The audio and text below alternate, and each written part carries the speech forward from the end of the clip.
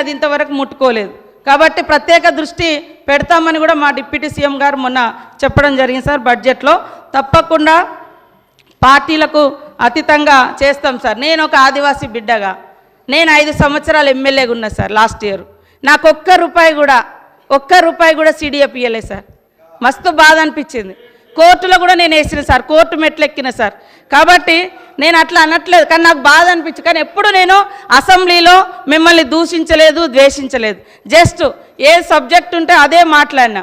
ఈరోజు కూడా సార్ నా తండ్రికి సంబంధించి పదే ఆ రోజు మా ఇంటికి పోయి ఇచ్చారు సార్. ఎకరం 17 గుంటలు. ఆయన ఎప్పుడో నేను చిన్నగా ఉన్నప్పుడు కూడా కమ్యూనిస్టుల నాయకత్వంలో పోరాడి పోడు భూముల కోసం పోరాటం చేసి జైలు కూడా పోయొచ్చింది సార్ ఒకప్పుడు. ఆ పోరాటాలన్నీ చూసి సోనియా గాంధీ గారు చట్టం తీసుకొచ్చింది.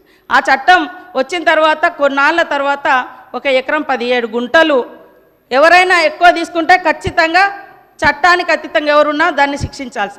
నేను ఎమ్మెల్యే కాకముందే మా తండ్రి దున్నుకుంటా ఉన్నాడు సార్. నేను అడవిలో ఉన్నప్పటి నుంచే ఆయన పోడు కొట్టుకొని సాగు చేసుకునేది. పదే. కాబట్టి నేను ఈ సభ ద్వారా కూడా సార్ పోడు భూములకు చట్టానికి విరుద్ధంగా 100 ఎకరాలు ఎవరెవరి దగ్గర ఉన్నాయో ఖచ్చితంగా తీసుకోవాలి. ఇప్పుడు ఫారెస్ట్లో పోయినటువంటి భూములు చాలామంది భూములు కోల్పోయిన గత 10 ఏళ్లలో మొక్కలు నాటిరు, ఎకరం కూడా లేకుండా. అలాంటి వాళ్ళకు పంచడానికి మేము సిద్ధంగా ఉన్నాం సార్. కాబట్టి అట్లాంటి విచారణ కూడా జరిపితే బాగుంటుందని కోరుతా ఉన్నా సార్. లక్ష్మక్క గారు చెప్పినవన్నీ ఖచ్చితంగా వెనుకబడ్డ ప్రాంతాల అభివృద్ధికి కాంగ్రెస్ ప్రభుత్వం కట్టుబడి ఉంటుంది. నేను కూడా ఎప్పుడు కూడా వాళ్ళను ప్రతిపక్షం అనే విధంగా చూడలేదు సార్.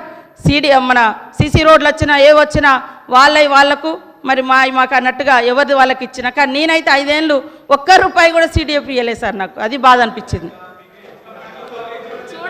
శ్రీ వెంకటరమణారెడ్డి